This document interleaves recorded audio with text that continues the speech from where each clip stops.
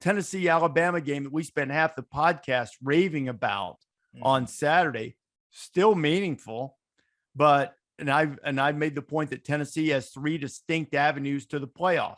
Alabama was reduced to 1. When we have 12, Alabama's not reduced to 1, at all. And so you give up a little something. Does it keep more teams engaged? And maybe is that worth paying that price? Okay, I'll accept that. What I won't accept is saying that the other way's bad, the other way has no merit. I'll give you another example. It can even be an off-the-radar game. Iowa and Ohio State are playing Saturday for the first time since 2017. The last time they played, Ohio State, highly ranked, on the playoff, went to Kinnick and got their doors blown off by 31. Ended up winning the Big Ten, but because they had their doors blown off and didn't lose by a field goal at the end of the game, they got left just on the outside of the playoff. That game cost them. When it's 12, that game's just, it's one of those NFL deals. You don't win them all. And that's okay. It does help in some regard. I understand the coast to coast, keep Pac-12 involved. I get all of that.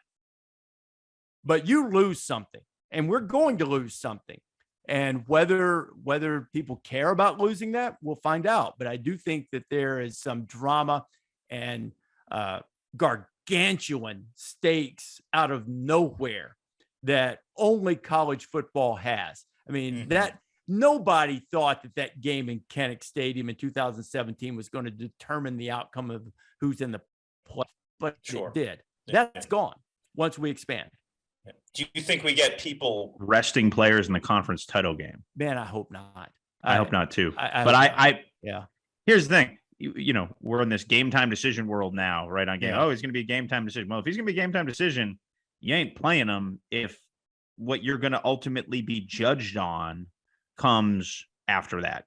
Just, again, I'm not saying that everybody's going to like play their twos and treat it like the spring game, but I do think, you've got, what's interesting to me about the new playoff is the gauntlet these teams are going to go through. So say you're an SEC team, you play your late November Furman game, right?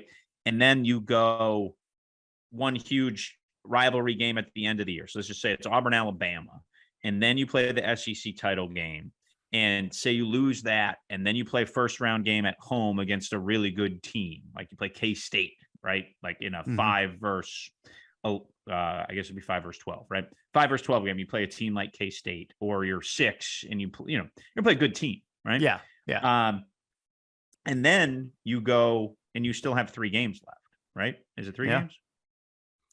Yeah. You got to, because if you're in that first round, you have to win 1 to get to 8, win 1 to get to 4, win 1 to get to 2, and then when it would, it'd be 3 more after that. It's 12, but you don't, you're playing it like it's a 16-team bracket, if that makes sense. So like that's a lot of, pounding of football after you've kind of set your body up starting in August for, a pretty good gauntlet. So anyway, it's going to be interesting. Look, I mean, think about the Alabama receivers who got hurt in the postseason last year.